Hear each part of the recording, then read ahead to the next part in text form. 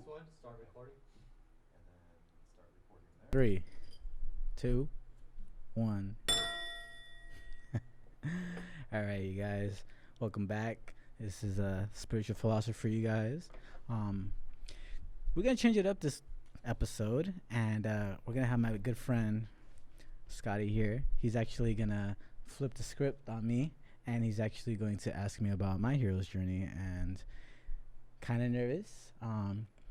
Fair warning, I will not be filtering anything. So if you are under the age of 18, I suggest that you get permission first. I'm going to also tag on here that it's 18 or plus, because anything that I say, I will be completely honest about. And so I just want to give you a fair warning. I'm not filtering myself. Of course, it's me, right? So I'm going to shut up now and let Scotty take over the show. So enjoy. Don't forget to like, subscribe, and share this. I'm going to say this right off the bat. Thank you. Thank you for being here. Thank you for listening, and enjoy. Awesome. So I'm Scotty of Org Unity and the Tip Network with J Worldwide TV Media House. And so I'm very excited to talk to you about your hero's journey and through the lens of the spiritual philosopher. And honestly, I watched your very first video from going from the El Barrio to from Central America and then coming back here to the States. And there's a notebook of questions I got. So I think this is going to be a multi-part series. Go for it. And this is going to be personal in your personal story. Yeah. Leading to your hero's journey, because from the things that I've learned about you, I believe that you'll have a great impact on many young people, especially of Latin origin, and tell the truth, anyone from any background. Yeah. Because you've gone through adversity and you've overcame it. And now we're here at this point in this J Worldwide Media House TV studio. Right. And with your setup here, and it's Our setup. We all set up this. But now your vision is manifesting, and this is part of your hero's journey. So number one is, what is the origin of the spiritual philosopher? Man. Oof, you can't, now I feel like Jason on that first episode. He was like, "Oh, we're not having foreplay here. We're going straight to the fucking jugular here." The origin of the spiritual philosopher, I will not lie here, it's actually an evolution of what once used to be the Mayan philosophy. That's where my origin was. Yet, however, due to an identity issue that I've been having for the past, 30 years of my life, I'm trying to figure out where do I belong, trying to figure out who I am, trying to figure out if I have the right to even claim indigeneity. So I decided to change that from Mayan philosophy, because here's the thing also. It was brought to my attention that Mayan philosophy doesn't call to people for some odd reason, because not everyone can relate with Mayan, and they're like, okay, the only thing you hear about when you hear Mayan, you hear is the Mayan calendar, or it comes up to mind. So it got to the point that I was like, okay, well, time to put that bird to rest and set that bitch on fire and fucking let a phoenix exactly and come alive. And I was like, all right. And I sat here, and I literally, how that name came about, there was different names I had, and I'm really about energy and vibing and connecting. And so I was like, I wrote 3 different names, and I literally went up to Jay and I was like, read these 3 different names. And he didn't even know at the time what the fuck I was talking about, what the hell I was asking him to do. He was just like, all right, three pieces of paper. He's going to have me read them. And I said, which one calls to you? And the one that he picked was a spiritual philosopher. So let me ask, what were the other 2 names? The other 2 was the mystics. The mystics. And the other one, I think I wanted to either somehow stay within the realm of the mystic or something similar to that. Okay. It was so, like, it was just a third option, like, but I didn't, clearly the one that won was the one I was feeling the most. But yeah, that's how it all started. So I'll just say it real quick, is that I like the spiritual philosopher because spirituality is the core and essence of everybody, right? Yeah. Now, philosophy is always, correct me if I'm wrong, Yeah. but it's the origin of the hard sciences. Pretty much. Pretty much. Pretty much, and then it's like the search of wisdom, and then if we want to go real deep, philosophy in itself, as we just said, bring everything that we have, math, English, history, whatnot, has come from a philosopher. Political issues from a philosopher, social and emotional issues from a philosopher. There's been countless philosophers who've done numerous goods to the world, I would say, and then also been vicious, let's be honest about that. But yeah, that's pretty much going deeper. Philosophy for me is more in the sense that release the title of philosopher, because when I say philosopher to you, you think of someone who went to the indoctrinated school of X, Y, and Z state university or NYU, whatever name title you put on it, and you just, what's the whole purpose of the philosopher in back in time? It was a person with wisdom. Well, okay, if you step back and you look for wisdom or the philosopher in ancient times, and I'm talking all ancient times, not just the ones that we know of that are written by and kept in records because they were deemed the best writings compared to other lands. If you look into current times, the shaman would be the philosopher. The elders in the tribes currently, they are the philosophers. It is those who can see the world as how it stands or how it moves and not let it move them, but also know when to move with it or against it. It knows when to go, when's the perfect time to jump into the current, and when's the time to pull back with whatever question that arises to them. And to see that there's more than just a duality way of answering questions, that there's a whole spectrum, but even within that spectrum there is no point A, point B, or left or right. It can be 3D, 5D, it can go in different angles if we want to get real geometric with this, so that's where that comes. So would you say philosophy in itself is somewhat compartmentalized between different philosophers and their worldviews? It has been run down a bit, quite a bit, to be quite honest, and it's lost its power, it's lost its force, it's lost its importance in the world through history. A lot of philosophers have been forgotten, and a lot of them are resurfacing, and the ones that we do know of are the ones who tended to be white men, where we clearly know that there was women philosophers, there was people of color philosophers. We just happen to not give a two shits about them, not because we decided as a society, but because of, let's be honest, colonization, and letting us know that if you are not of the European descent, your belief systems is not as valued as someone as such. Because they're the first philosophers that we would go back to talk about the Americas, or anything from the Americas, being natives or crazy natives, being vicious or cruel people who live in a state of nature. State of nature being, like, long story short, doggy dog world. So it is a little complicated. So then, with that being said, then what is your role as the spiritual philosopher? Let me keep it one question. How do you see yourself educating, teaching, reflecting as a philosopher for this channel?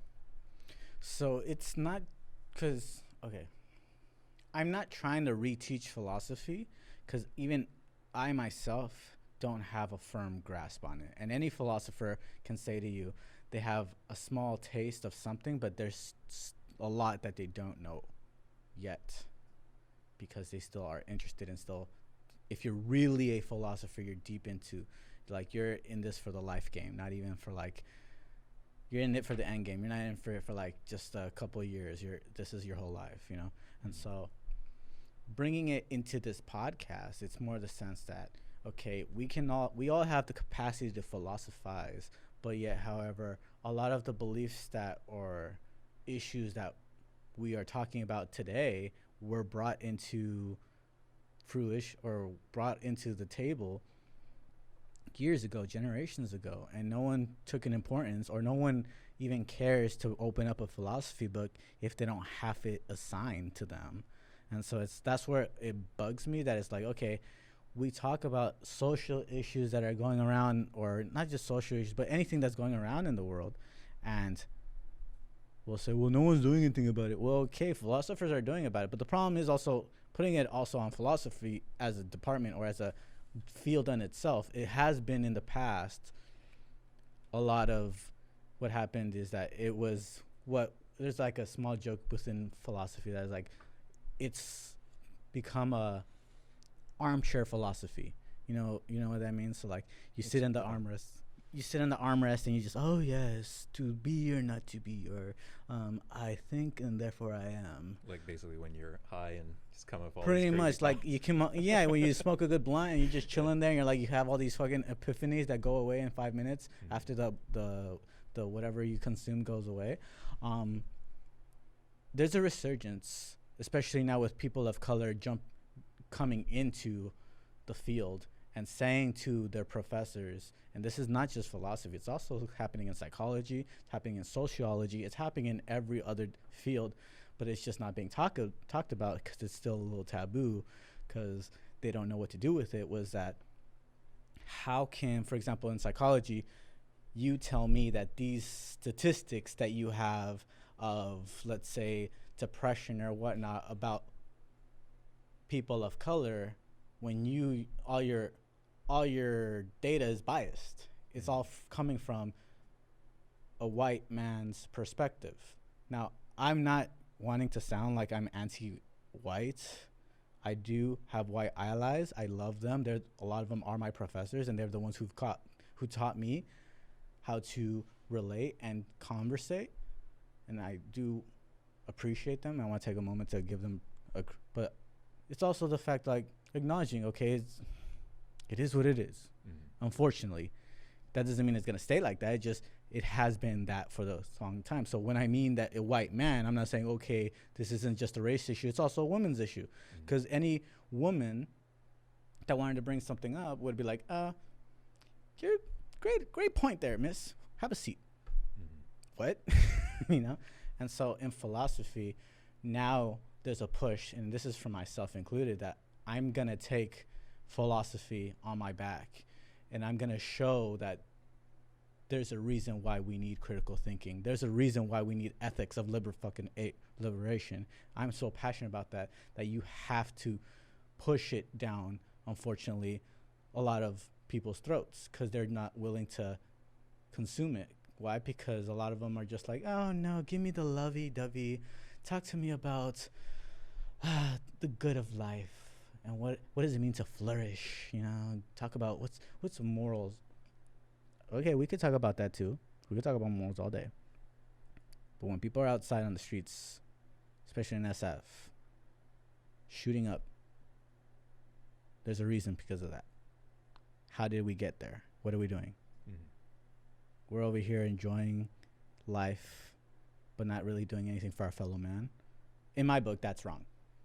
Like, I can sit here and I can take it a whole different route, and I can just be like, oh yeah, no, philosophy is all love and all this. No, like, philosophy is supposed to be difficult, not because of the content being dense, but because it pushes you to think beyond what you've been taught and to unlearn what you have been taught. A lot of what I've read fucked with my head when I was an undergrad. A lot of it. What was that? What did you read?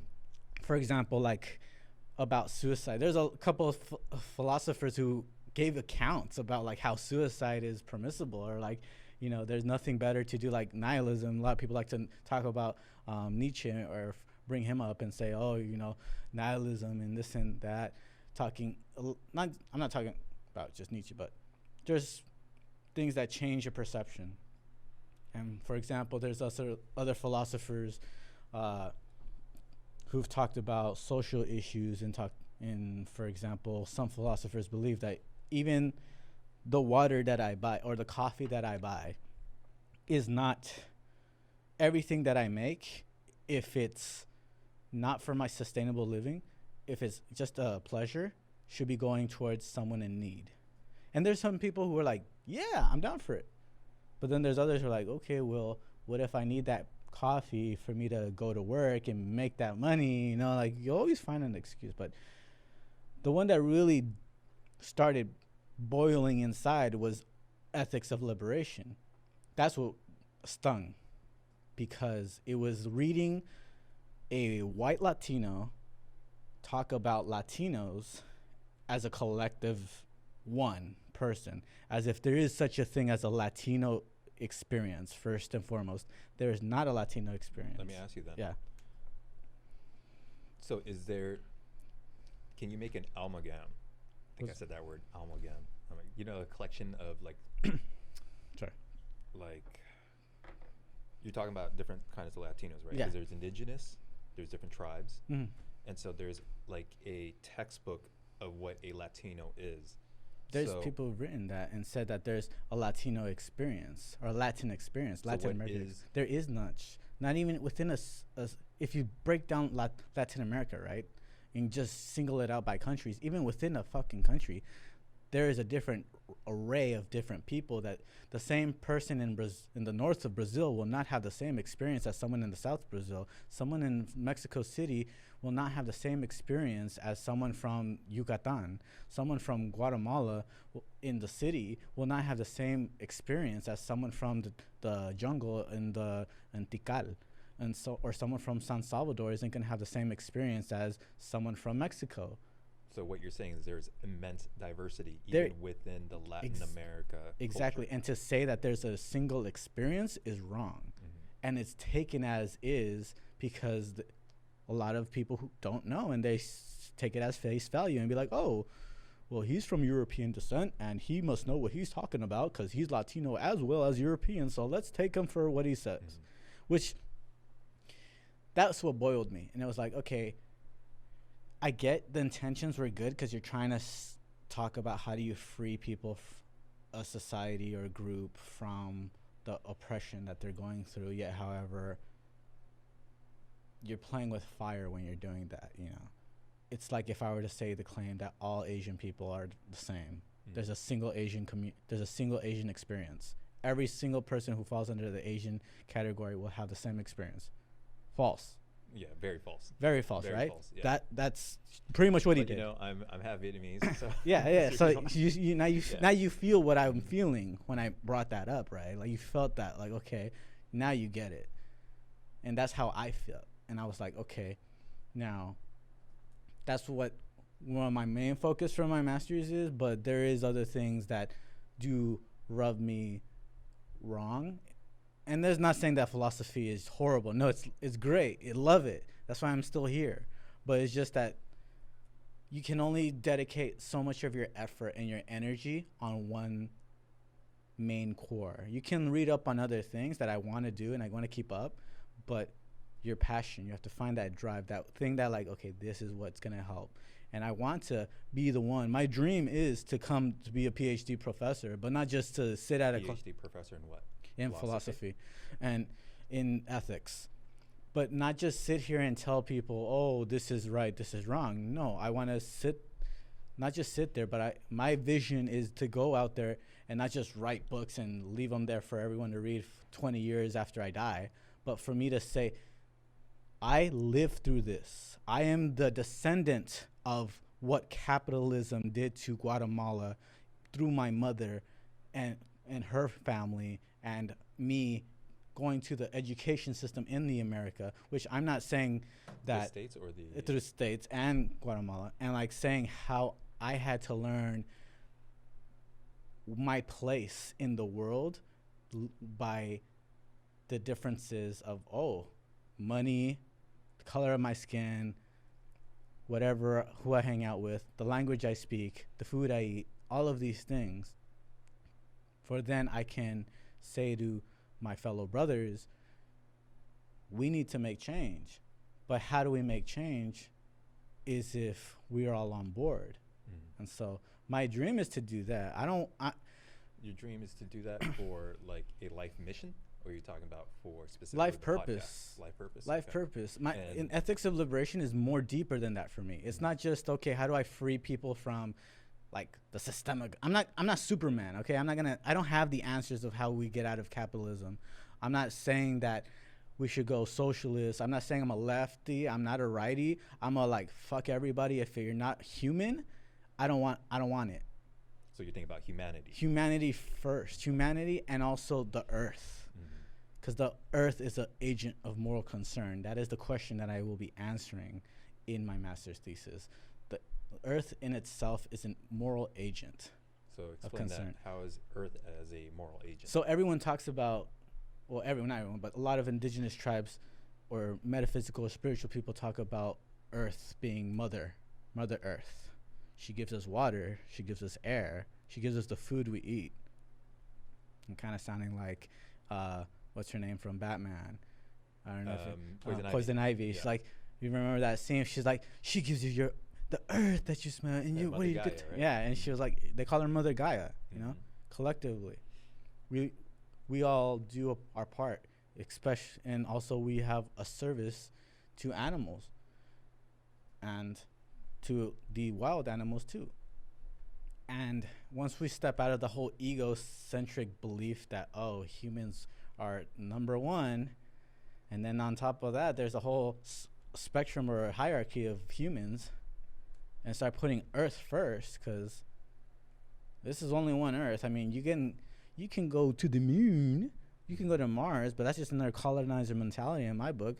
Instead of spending thousands or millions, or not thousands, fucking billions or whatnot on trying to get to Mars, how about we try to find out how we can clean up the water, or how we can build more trees or make more trees, or how we can make sustainable, clean water for everybody without having to pump all the water out of the ocean, which we're going to have to do once all the clear drinking water goes. So that's where I'm at. And it's also on a personal level, how do you free someone through their hero's journey? That's what I want to embed into it too, because you can't jump ship into trying to talk about ethics of liberation if you haven't liberated yourself from the beliefs that you were taught. You haven't, and I'm not saying I'm fully liberated. It's like that, what I mean by liberated, think of it as equal to as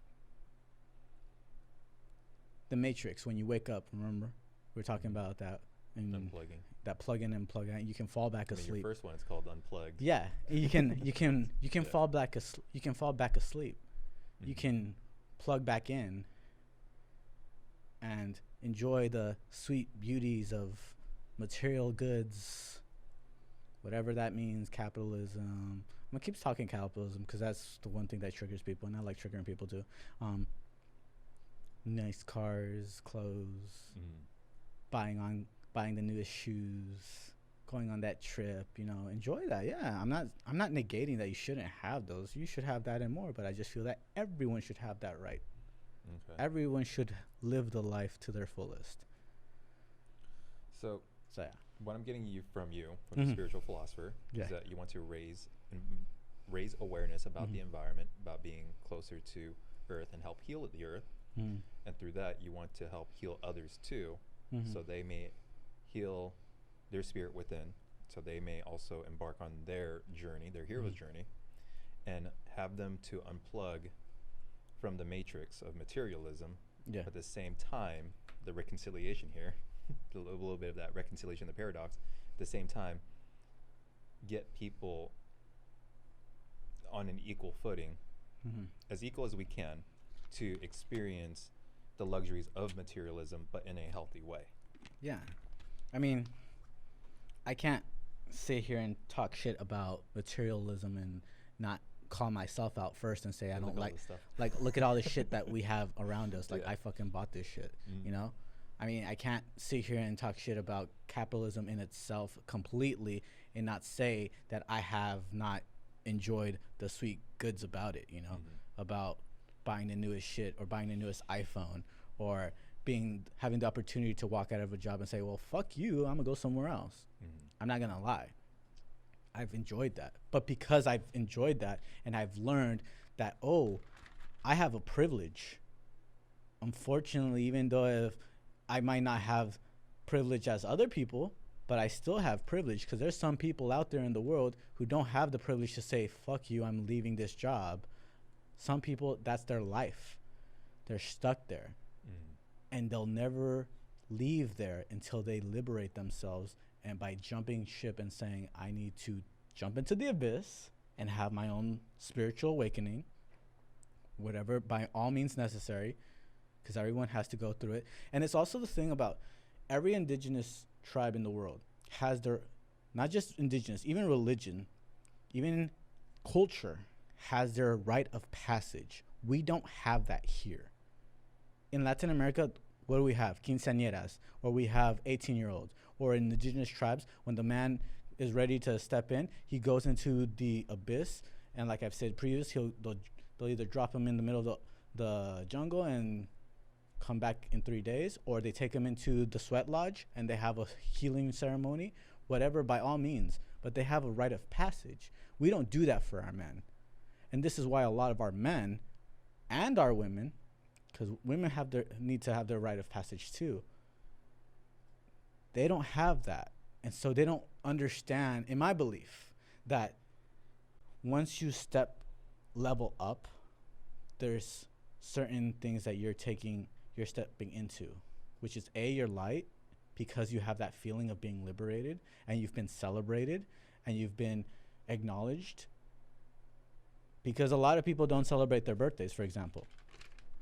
And maybe maybe there's something psychologically you can say about that like, okay, why don't you celebrate your birthday? Oh, maybe you didn't have a rite of passage. Because if you would have had a rite of passage, whatever connects to you, I'm not saying go get a rite of passage from some random schmuck. No, do it based off what calls to you, you know? So. All right, so from that, I'm going to ask you a series of questions. Go for it. All right. I'm here for it. And how it's going to work is because you're talking about here the abyss, which I would think would equate to something like the dark night of the soul. Exactly. Something like that. Pretty much.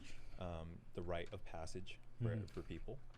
To how you have developed your worldview as a philosopher, a spiritual philosopher, what your principles are as a philosopher, how you came to these ideas, ideals, and vision. Yeah. And it has to start from somewhere. So what was the pivotal event in your life that started this, that kicked off this journey from childhood to this current state of now? All right. I'm going to be completely honest on you. I've had several dark nights of the soul. I've been in situations where I'm on my fucking knees praying to God. And I'm not talking about Jesus Christ. I'm talking about anything. I called out to any God. Literally, that's how desperate I was. And I said, I'm about to pop these fucking pills. And if I don't come back, that's because you decided. And if I come back, I promise you I will not come back this low. And somehow, universe made it, nope. Perfect timing. Someone comes up, saw me, puts a fucking finger down my throat, makes me throw it up, and say, what the fuck are you doing? You are such a dope-ass person. Why would you even do that? I would never imagine in my life seeing you out of all people doing this. And that same situation happened several times. Because clearly, somehow, death has been connected to me since I was a kid. As you've noticed in my videos, I wasn't really fully transparent. I was as transparent as I could be, but don't forget that with high schoolers, you can't tell them that, oh, when you were a kid, you saw molestation. You had molestation happen to you. You had things happen to you that you were abandoned in Central America. And then when you woke up, your mother was not there. And then being raised by a different family, and then walking out of your home and saying to yourself every day when you're going to school, I hope I come home today. I hope I come back. What age was that? That was 6, 7, 8. I had the experience of being, everyone likes to talk about Central America and MS-13, like if they've known them, like if they're best friends with them. I hung out with them. I wanted to be them. I was so lost. I wanted to be I never had family, and we've spoken about this previous, but I've never had an actual family. I have my mom, my sister, my dad. That's it. I've never had extended family until recently this year that passed. But before that, they were all dead to me, and I was dead to them too. We can be completely honest because of all the drama and bullshit that happens. But I had the experience when I was a kid. I remember this one. When it comes to the metaphysical, the spiritual, I had a lot of, and I don't care if you don't give if you don't believe me, that's all you and whoever's listening. But like, if you don't believe in spirits, go to Central America. I promise you, you will feel and see shit that you would come back and say, holy fuck. That's why when people say to me, oh my God, I'm so spiritual. Really? Demons are spirits too, so is the devil. So which one are you? Oh, you say you're spiritual. And how can you tell when people say they're spiritual and they say, oh yeah, I've seen demons. And you ask them, oh, have you seen the devil? And they'll say to you, oh my God, he was so scary. He had a big thing. And I was like, nah. If you would know your Bible, and if you would know the truth, that motherfucker is beautiful. Beautiful. He was the first angel created by the image of God. The first angel in his nice, beautiful green jade, I think it is. Never forget that. Never forget my aunt praying beside me to make sure I was protected because I was getting night terrors. I'll never forget that I got so attacked in Central America that I didn't know what was going on. I was hearing things. I was listening to things. That's why I don't even talk about my own spirituality or things I can see or do, because people say, oh, you're just trying to get clout. Okay. Then explain to me why when my aunt, who was raising me at the time, took me to a Mayan tribe, she had my aunt was a bruja, by the way. Bruja, like she was a witch. She was a dark witch. She was a bad witch. She would do fucked up things. Like even MS-13 knew not to fuck with her. That's how bad she was. Like she was a badass. I love her because she protected us. But there's things that you do, and they have consequences whether you protect the kids or not. They're the first ones that go. My sister had her eyes all the way up, and I remember she just couldn't recognize people for a long time. And for me, I had a lot of things happen, and so they took me to the Mayan elder lady, Curandera, and Curandera is the healer, like the Shaw woman, and she did this thing with the alcohol, and a lot of people seen this on videos or movies or whatnot, and she spits all the alcohol on me, does the prayers and everything.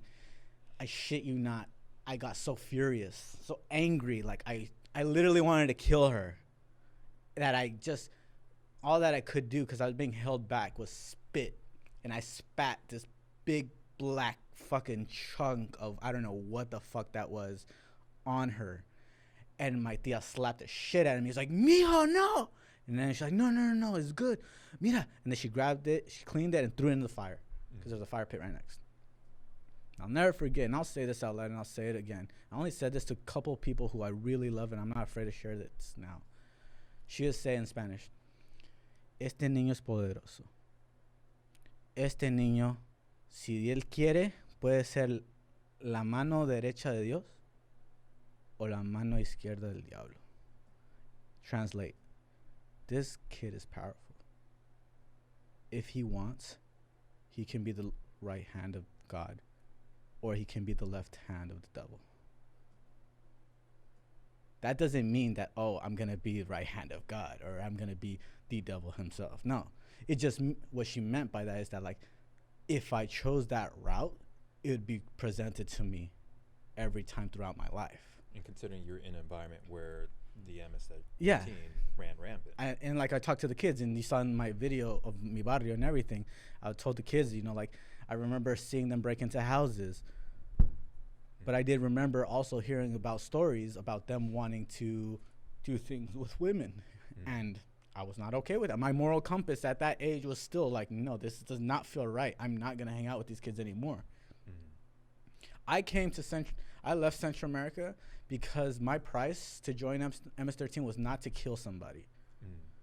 My price was to turn in my sister and my cousin for them to rape. They wanted my sister. They wanted my cousin. I lived with 2 cousins who were female and my sister. It was a house full of women. I was the man of the house, and that was my price. The price that I chose not to pay.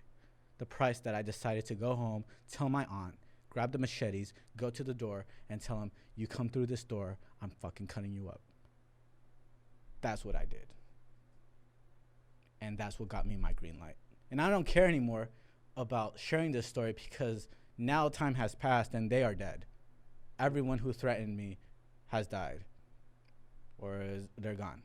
What do you mean by green light?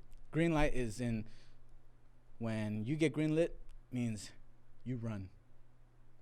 You don't come back. They find you, they see you. Green light. That means you're death by all means. So with that incident, that's when I came back. And what about your family? So my family that stayed, fortunately, they were okay. Everything stayed good. But it was more in the case they were just, I guess they were more angry at me because they wanted me. Because I guess a lot of negativity throughout my life has wanted me, channeled through vicious people.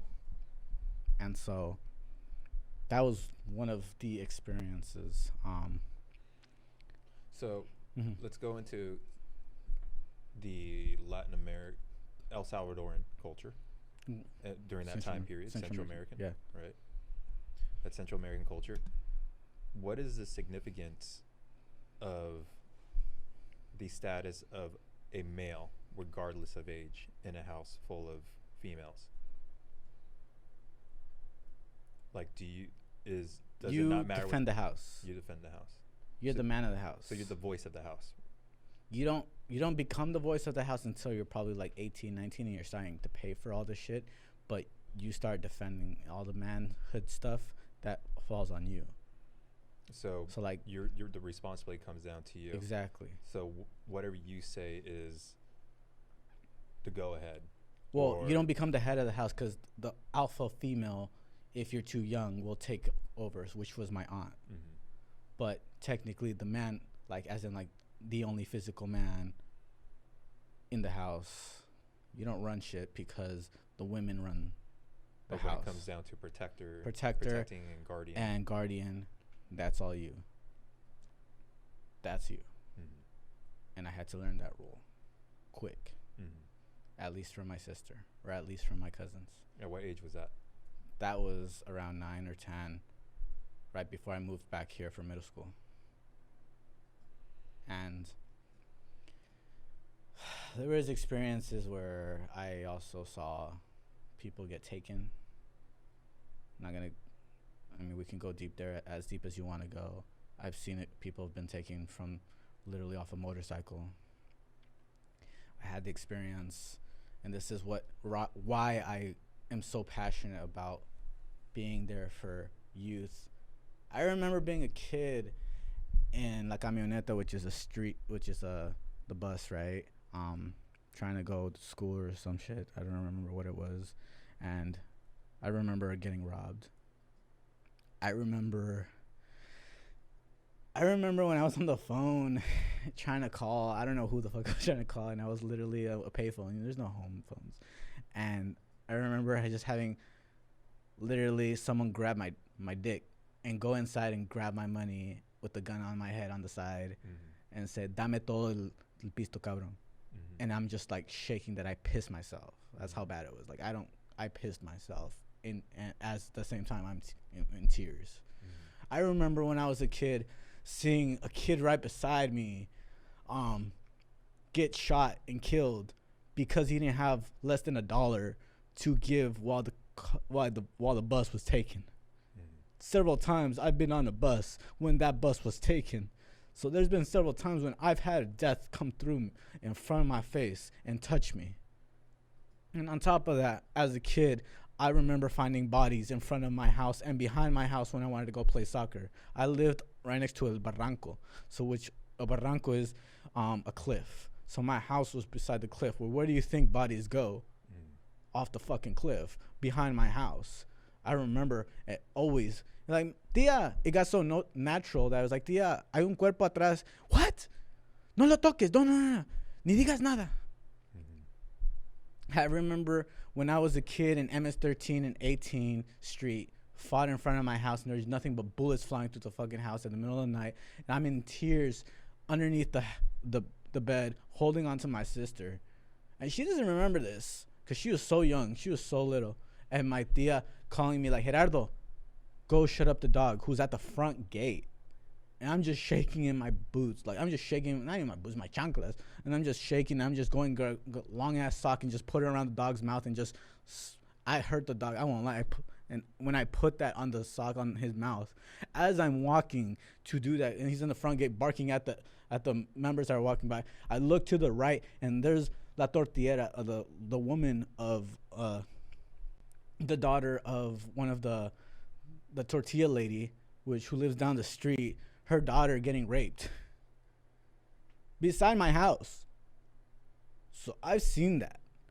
I've seen when there was bodies, pieces of bodies inside of, fucking barrels. Because in the 90s, that's what they were doing to women. They were cutting them up. You can look it up on the news. You can look it up right now on Google. You can find that. They were doing that. And in Central American news, that everything goes on Central America. Nothing's filtered. They can't filter it because you're witnessing it on the streets.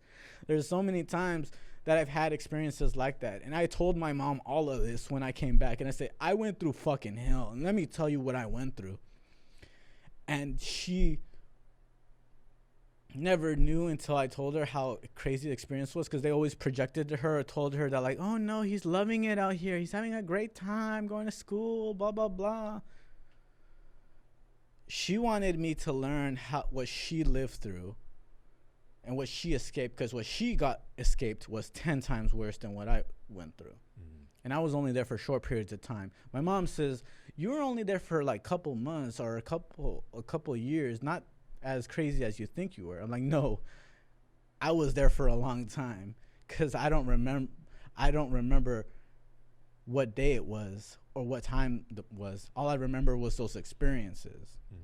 I remember when we didn't have enough money, and for my birthday, I wanted to go to McDonald's. That was my birthday present. I got to go to McDonald's, and I got to, I got me a burger, and I said, this just reminds me of home. I remember when I was a kid in Mountain View in California, and I remember my dad would be like, shh, you can't talk in English, remember, because if you talk in English, they can take you. Never talk in English in public. I even forgot that I was from, it got so bad that I forgot that I was born in the States.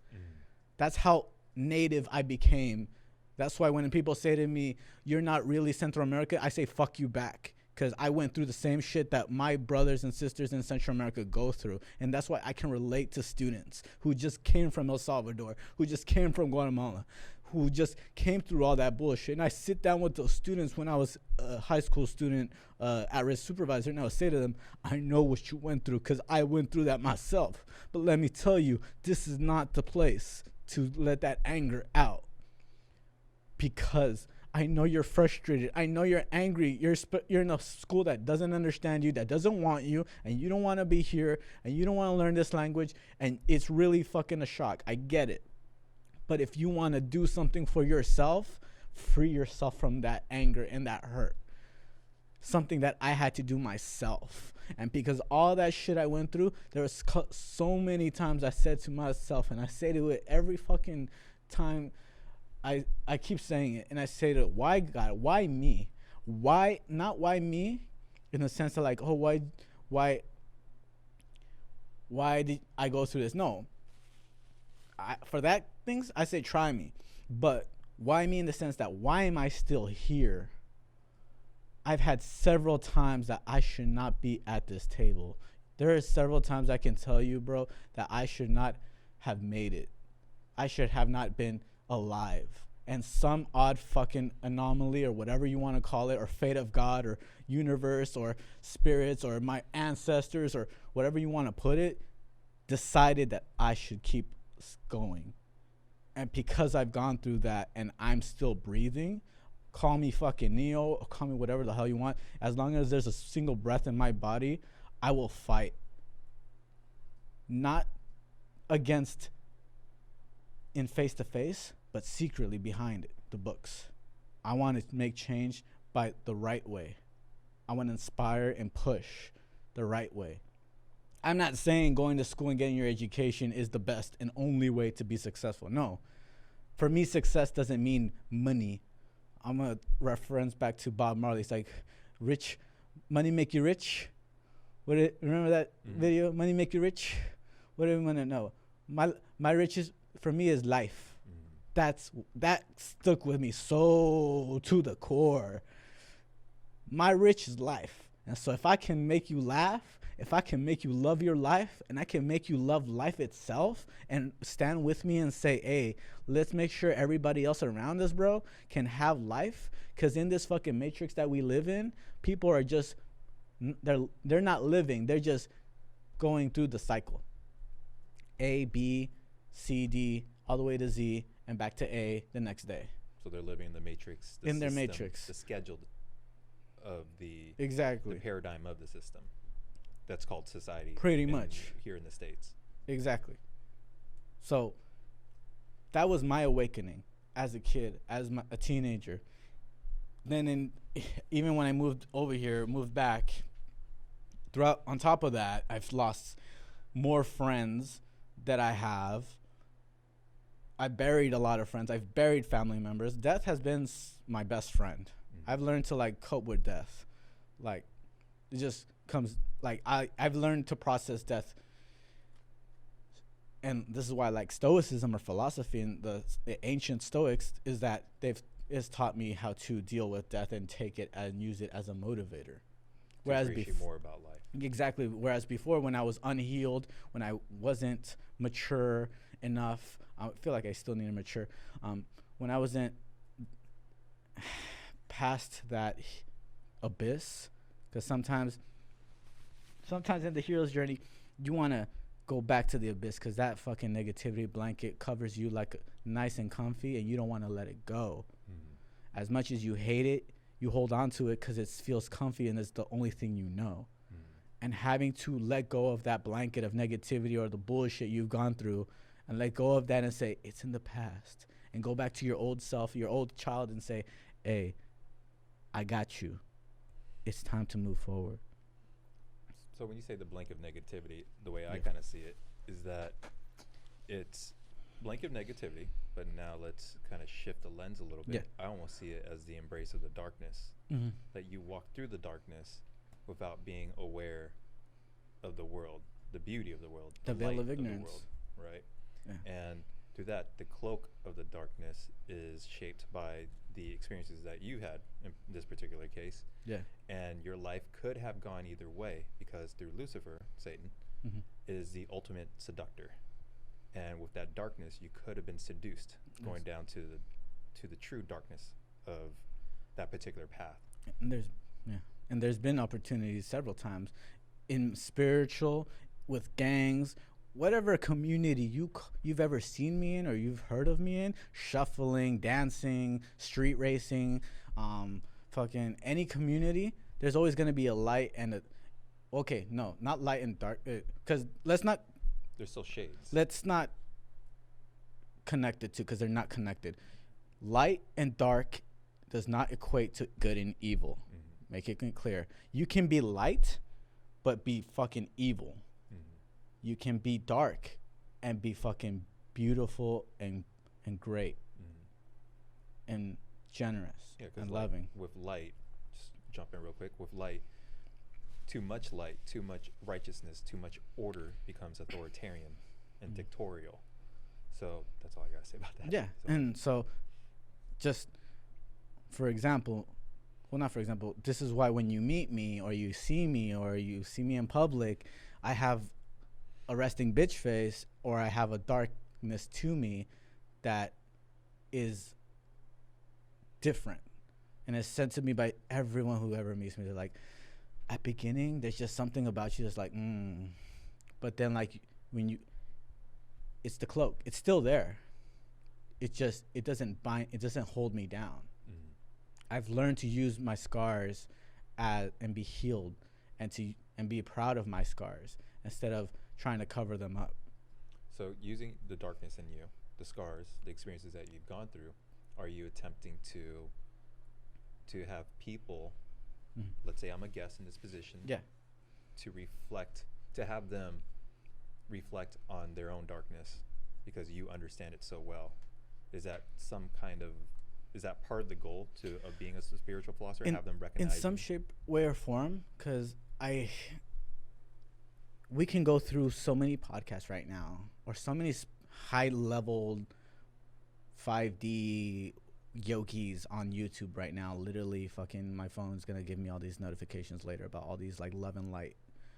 I'm not saying that I'm totally dark. Like I'm learning to be more light. I am a little bit on the dark side, in the sense that, like, okay, you know, like I got that just like little, just don't come at me the wrong way. But that's because it was ingrained in me, and I've also had to learn to balance. I'm trying to stay balanced, remain in gray. This is why I embrace the gray wolf.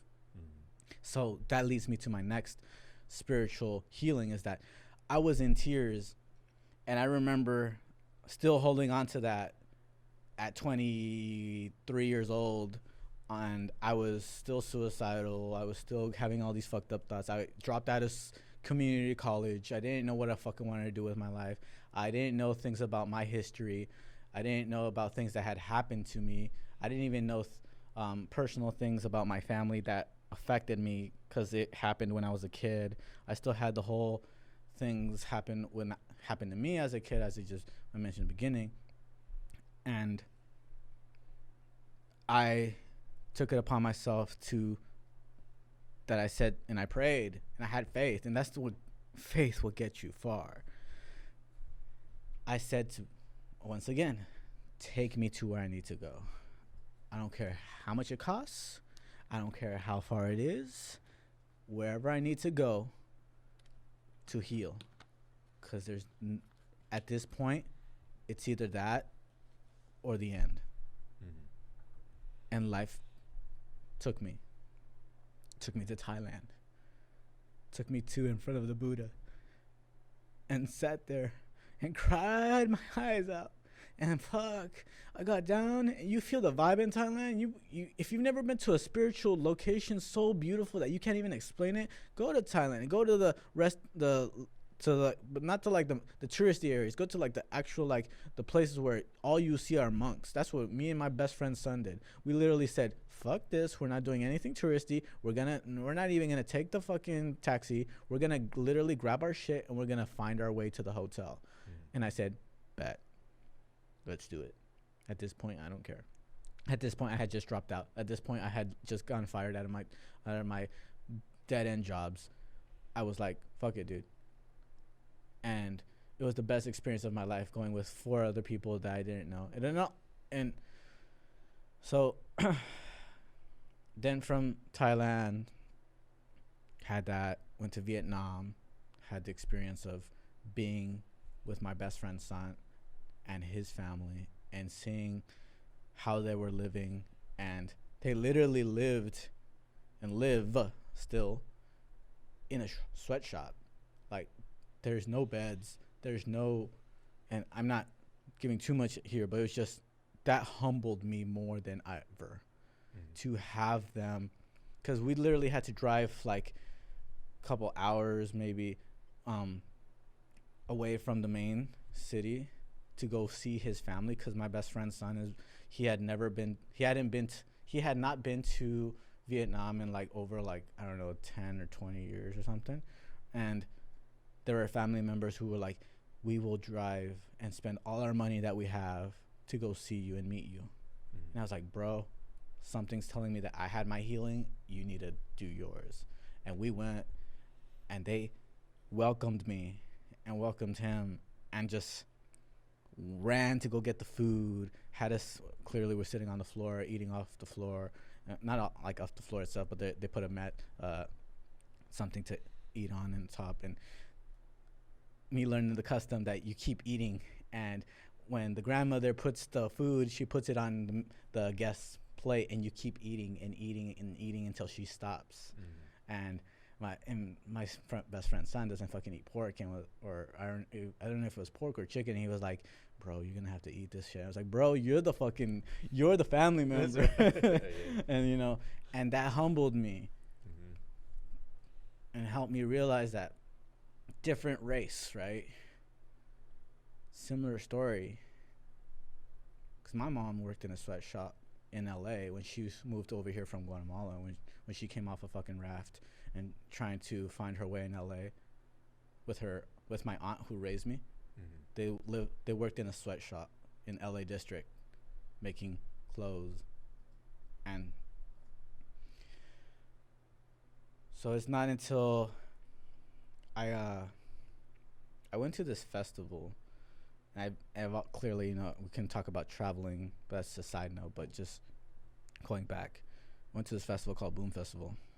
And that festival is like think of it as more powerful than, I've never been, but it's been said it's more powerful than I'm forgetting the name of it. It's the one in the middle of the desert that every hippie wants to go to. Burning Man? Burning Man. Yeah. The people of Burning Man go to Boom Festival to find out how to make Burning Man more spiritual. That's what I've heard. And so, long story short, they have shamans, they have healers, they have people from all these cultures, from native cultures, not just some random schmo who's famous on YouTube and talks about, oh, love and light, let me teach you how to be spiritual. No, like, I'm talking like this was an elder, and all the elders from different tribes and from different cultures on the front of the stage making the opening ceremony. I shit you not, it was literally just like that scene out of The Matrix when Morpheus goes in front of the group and says, tells them about all the sentinels that are coming in to kill them, and says, why am I not afraid? Because we are still here. And everyone just screaming. And so for tonight, we're going to give them hell. And the whole party starts.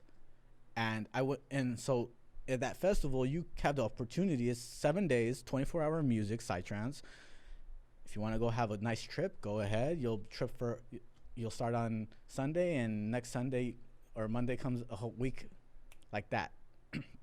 But then they also have different locations throughout. It's literally in the middle of nowhere by a lake in Portugal where, you know, everything's decriminalized, and you can throughout the lake around the area there's different centers. There's healing centers, there's lecture halls.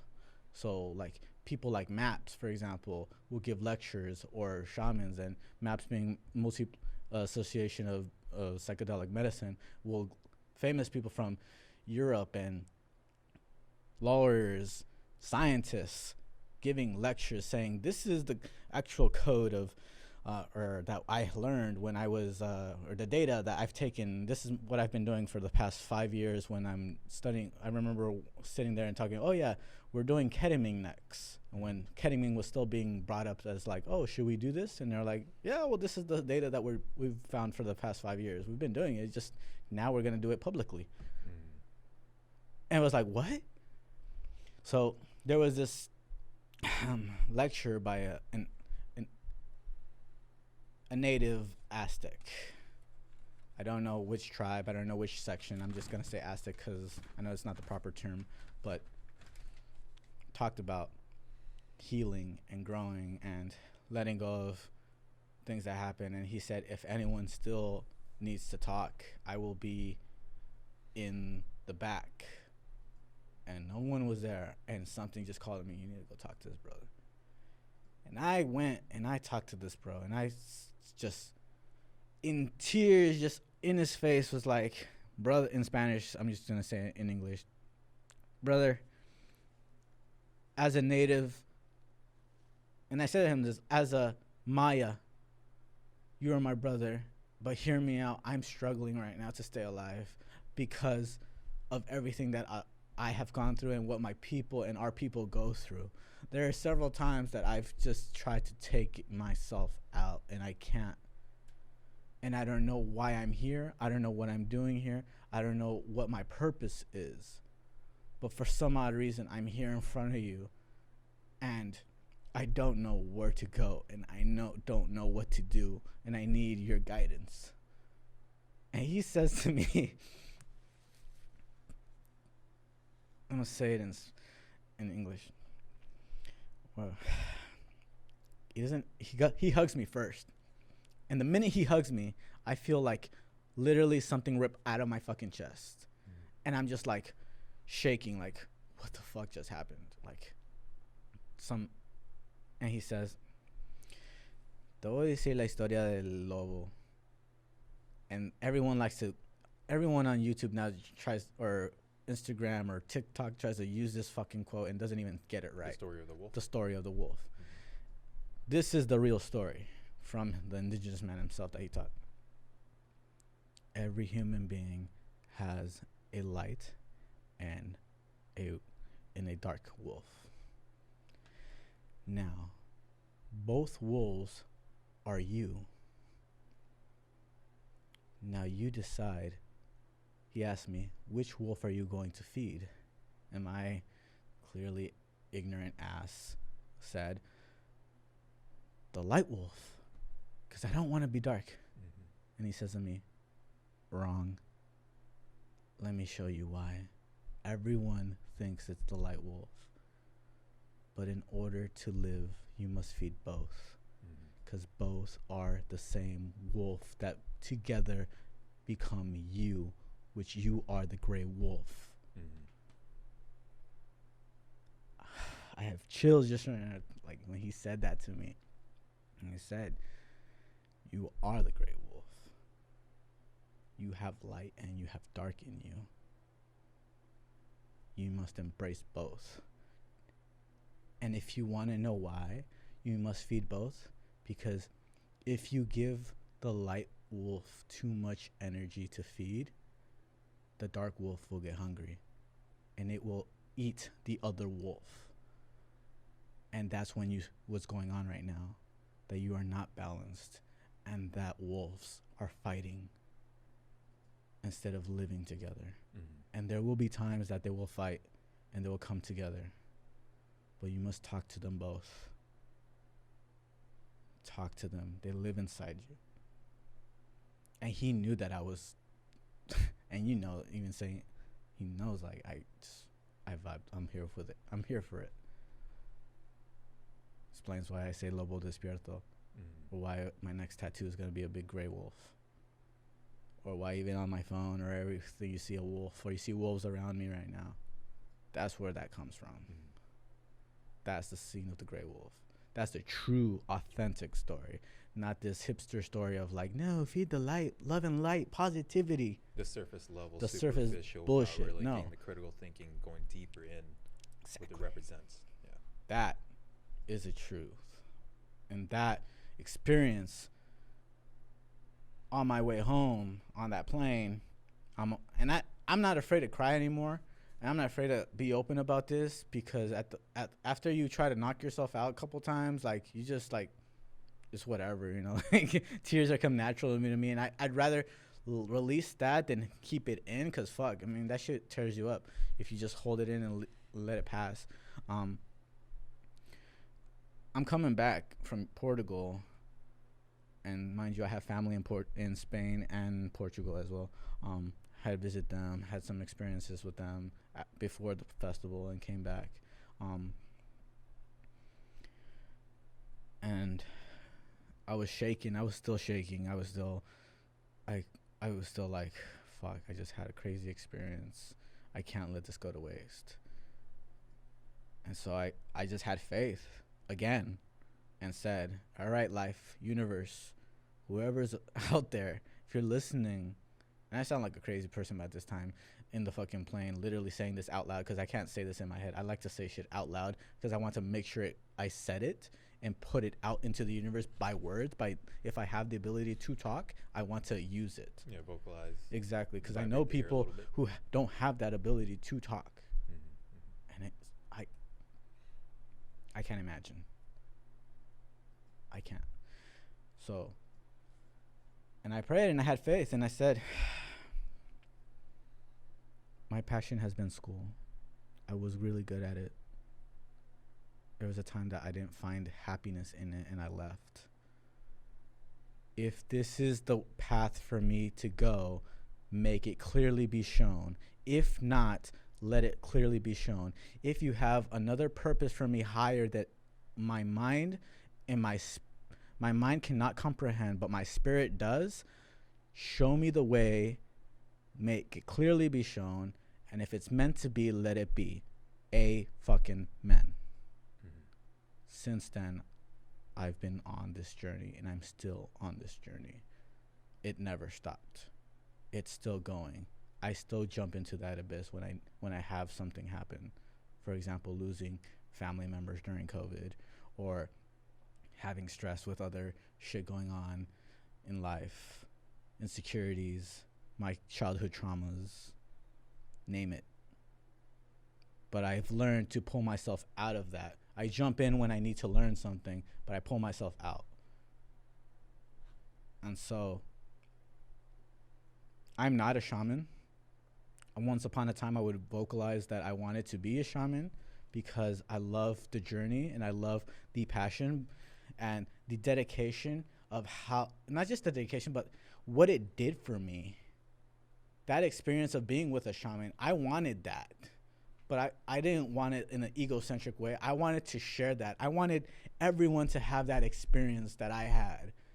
And that wasn't spiritual ego, like, oh no, have the same experience. No. I wanted my brothers and my sisters and my family members and and when I mean brothers and sisters, I'm talking about everyone in life. I wanted everyone around me to feel that love from a random ass stranger who knows his shit, who knows how to channel his spirits and his ancestors, and to guide someone and to say to them, you have been initiated. That was my initiation. That's what I want people to go through. It's gonna hurt. A lot of things that you go through spiritually are gonna hurt. You're gonna break up with people. I left my relationships. I left my friends who didn't fuck with me because I was too spiritual. I was being fake spiritual.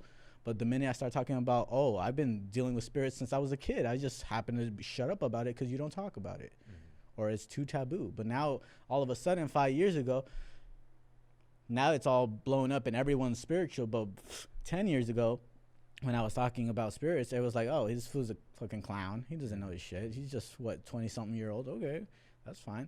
But then when times change and the trends change and everyone's jumped on. I mean, doing this shit like my whole life. I just stay quiet about it. And those people who are around me, who are spiritual, they know their shit. Mm-hmm. Like Mama Vida in the East Coast. Like Jose Perales in LA. Like, I forget her name. I'm forgetting her name, but Reiki. She's also a beautiful woman. I think it's Liana or some Reiki in LA as well, or Mexico. Meaning, LaDonna Brave Bull. She was spiritual in the sense of just by her presence, she changed my life again. And so, I owe it to those people. I owe it to everyone who's helped me on my path to at least try to, with my last breath, say that I tried to do something for humanity that was above and beyond myself. That's why working with technology and making this podcast is the reason why. I can write you a fucking narrative. I can write this whole book, but you don't have the time to read my life story. It's just the way of the game right now. You have to live in this system where you have to work and bust your ass if you want to live, which is understandable in some sense, but also not in the sense where like your whole life is your job. No. What's the point of living then? But like I'm going back to what I just said is that hero's journey, that initiation, that podcast that you listen to, The Spiritual Philosopher, if that helps you spiritually to find whatever you need to find to help you, give you the tools you need to connect to people who you may have never connected with before, but to find your journey. I've had people text me fucking 10 years later. It really happened 2 months ago or a month ago. It's like, remember when you were talking about all the psychedelics and healing? I really want to do that now. I need that. And I said to them, okay, let's talk about this, because there's different ways about it, and there's also procedures you need to go through, in my opinion, not just simply go drop fucking whatever you want to drop in the middle of nowhere. No, make sure you read. How about I refer you to this book by Maps? There's guidance on how to drop, or how to make sure you have time, setting, and place, and all that good stuff. Or let me refer you to this PhD doctor who gave the research that said this actually works. MDMA is actually healing PTSD in American soldiers who just came back from war. And it can, if it works on them, fuck, I hope it works on you. It should work on you, right? And so the journey you encounter or go through, whether it's with this podcast helping you or not, whatever journey you go on, whatever time you decided to go on it will hurt. You'll lose people. You'll become so lonely that you're like, why did I even do this? Why did I choose this? Why did I take the hard route? Why didn't I just take the easy route and be fucking like Cypher, who wanted to go jump back into the Matrix so hard? Because a lot of people do that. They go back into their Matrix, whatever system they were used to, and go hang out with those people. Run the program again and be like, okay, yeah, let's go drink and go live between rave and not really do shit. Or live between like jobs and drinking, another club, or different women, sex, or cocaine, different cocaine, whatever it is, different addictions. You can either go back to that, or you can take a chance for yourself. And it will hurt, losing all these people. Like I have to beat that drum, which is right behind me. If you're listening, watch the video. It's literally a shamanic drum that an elder, lovely, beautiful person gifted me, or allowed me to purchase, because I didn't want it to be gifted. I wanted to at least give energy. Like, no, you need this money. I owe you this money. I cannot accept this without giving you money.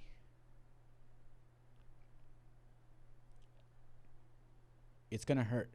Spirituality, metaphysics, whatever you want to call it, shamanismo, spiritista. There are people out there who have gifts. There are people there who know how to. They might not have the education of like 4-year in university, PhD in psychedelics or whatnot, but they were raised with this shit since they were a kid and can help you. They want to help you because they understand the bigger picture. But it's going to hurt. But it's not going to harm you. A person who channels a spirit named Dr. Peebles, one of the greatest, there's an actual woman, I love her, and she channels a doctor named Dr. Peebles. If you don't know who Dr. Peebles was, he was Mark Twain's best friend.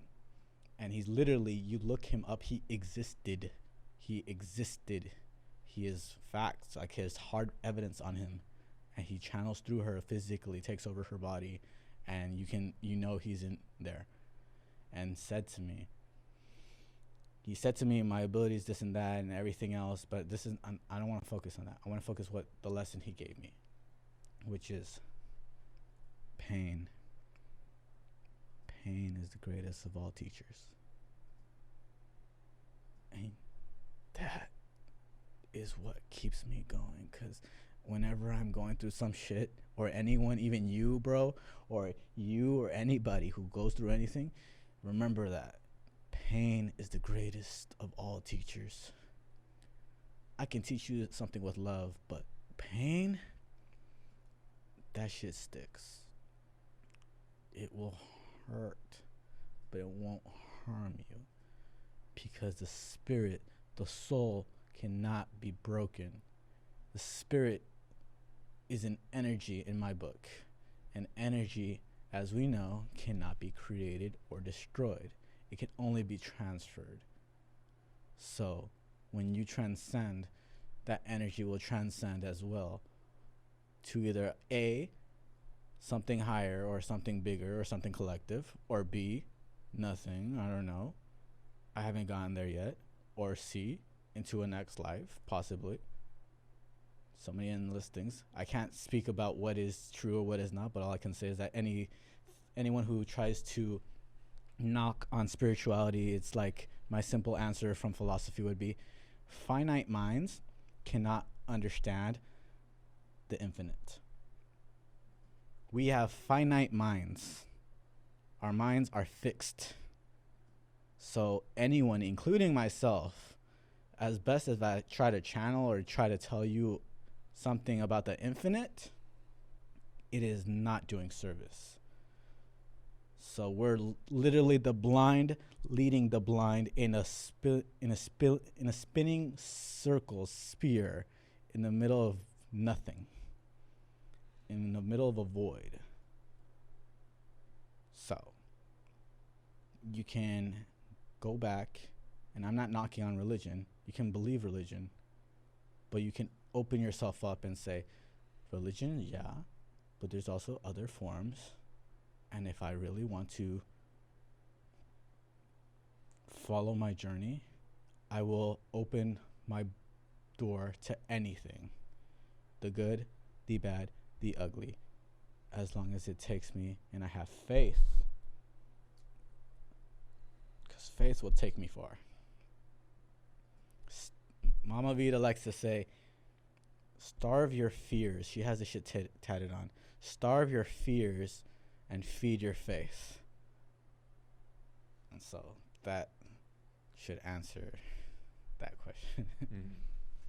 So the spiritual philosopher is about the hero's journey, and the spiritual philosopher is about bringing different sets of tools, experiences, perspectives, and philosophies from guests, as well as your personal life, to aid the viewer, to aid the audience through on their hero's journey, because we all have a hero within, and we can choose which wolf to feed. But to bring balance to oneself is to understand that the both of those wolves is us. And when we become aware of who we are and how we feed the light and the dark of us, then what I'm gathering is the spiritual philosophy is that we are all on this hero's journey, and we, through the period of the deeper understanding of who we are, it can help us navigate through life and to complete our hero's journey. And this platform, the Spiritual Philosopher podcast, embodies that very idea. I'm a firm believer, and I hold to this idea that we sign a contract when we come onto this earth or decide to incarnate, before we go inside the womb, before the spirit goes inside the womb and connects with the body. And that contract is pretty much goes like, I blank and blank have gone through so many experiences in past lives, and I'm a firm believer of past lives as well. I'm just gonna put it as it is. I might as well say it now. And in this life, I signed that I want to live life to the fullest. Yet, however, I did not read that fucking black and white ink dot, because it meant you're really gonna feel life to the fullest, and that is gonna entail a lot of hurtful things, because you fully want to live life. And so if I fully live life, I fully want to live how it is to help others. If I don't have $100 billion to give out and to be like, oh, here, you have money, let me help you, help me help you. I don't. But if we calculate, like I said to you earlier, if we change, I go to a job and I do the job, and that job is energy, whether I'm typing, writing, or whatever the fuck I'm doing, teaching, whatnot. I'm using energy. That energy is converted to a paycheck. Now, unfortunately, I'm not happy with that paycheck because I feel that that paycheck should be higher. So I decided that maybe I should just focus on my growth and filling myself with energy. But to those who I encounter, I give them my energy without expecting a paycheck from them, because I know that somewhere out there, it will come back to me tenfold. Because as you grow, I grow. Because collectively is the only way we're going to get out of this. Growing together. If you want to stay in ancient times or ancient fucking closed-minded beliefs, stay there. Die and then come back the next life and do it over again and again and again until you fucking decide to make that change. But also, if and only if reincarnation is true, I don't want to reincarnate again. I really want to like do my best to like maybe once or twice more and be like, hey, hey man upstairs, I did my job. Can I not do this again? It's fun, but shit, that shit sucks. It's cool. No, it's fun. But that's just where my mind goes as a philosophy. And when it comes to philosophy in a loose sense, philosophy is everywhere. Philosophy is what binds us together. It's what combines us and creates us and separates us as well. It is our beliefs, our philosophies. That's why everyone says, oh, my philosophy is blah, blah, blah. We just happen to live in a society that has forgotten that philosophy is what got us here. Because in order for someone to create this mic, and for someone to create the paychecks, for someone to create these glasses, this clothes, this whatever around me, it had to come from the mind.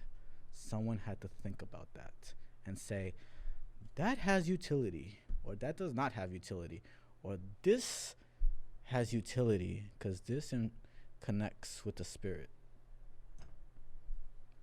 So it's stepping away from thinking as philosophy as just something that you learn from a book, and learning that philosophy can come in all shapes, ways, and form. And that's what I'm trying to do, is pull from like the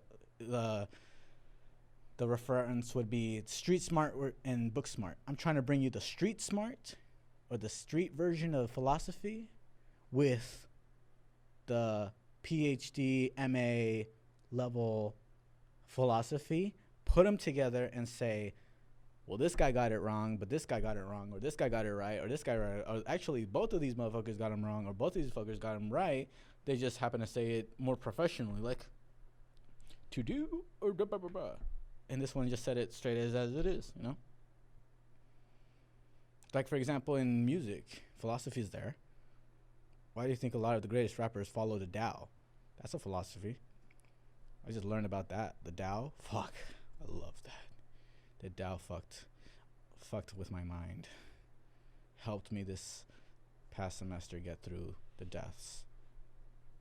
For some reason, I am a firm believer in higher powers, higher ancestors, higher teams, the known and the known and the unknown. Divine team is with everyone. And so I'm trying to do the best I can to show people, if you don't have the funds to go to, or the funds or the time to go take philosophy classes, cool. I could be your man. I won't be the best at it, but I'll try. I'll try to make it relatable instead of coming from a white man's perspective or a Eurocentric perspective. You want to talk about capitalism? You want socialism? Well, let's talk about it first, not fight about it. You want to talk about why do we have queer theory? Let's talk about it. You want to talk about why the law is, there's the spirit of the law And there's the written law. Want to talk about that? Let's talk. Anything that will help the collective grow, I'm here for it.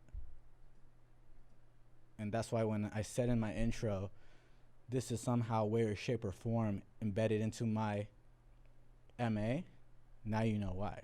Because in some way, shape, or form, whatever I can't say or can't do in class, I'm going to drop it on this mic. Basically, mic dropped right there. Yep. Well, that was a intense session.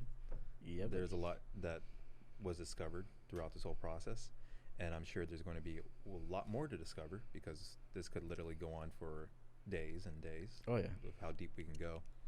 And I'm grateful that you shared this with all of us, that you're sharing your journey, that you have us to be embarking on the journey with you, so that we may grow ourselves, that we may be introduced to new tools, new ways of thinking, that we can come to an understanding of different viewpoints, even though we may disagree. And I think this is a wonderful platform that you can share this space with, and that there can be discussions that be created from this. And it's an honor for me to be interviewing you on your own show. And like, that's about what I got to say about that. All right. Well, thank you for being here. Thank you for Jay for giving us a sacred space. Thank you for listening. If you stuck by this, don't forget to like, subscribe, and share this, because the only way this grows is if you do me the favor of sharing it. Maybe, you never know, maybe the person next to you will like some episode, or maybe some random person that you just met. Hey, guess what? Conversation starter with some girl or some guy you want to talk to. Like, do you listen to podcasts? I'm listening to this one guy who's a philosopher. What do you think about philosophy? You know, shit. It's a good conversation starter. Instead of like, oh, what do you like to do? What do you do for work? No, Get a little bit deeper. Get deeper. Start off with that. Oh, I listen to philosophy podcasts. What? You like philosophy? Best believes is, especially women. You trying to get women? Ooh. Yeah, He's got a mind.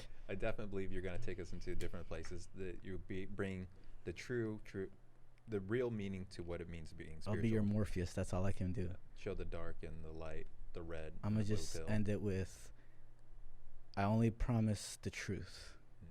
It's like Morpheus said. Can only show you the door. It's only you who can decide to go through it. Nothing but love. That's awesome. Well, I'm Scotty of Auric Unity and the Tip Network. Honored to be able to interview the spiritual philosopher, Gerardo, on his own podcast. And thank you for this experience. Thank you. All right. I'm good. Thank you, Jason. Done? Yeah, buddy. We're done. Oh, my bad. Good show, guys.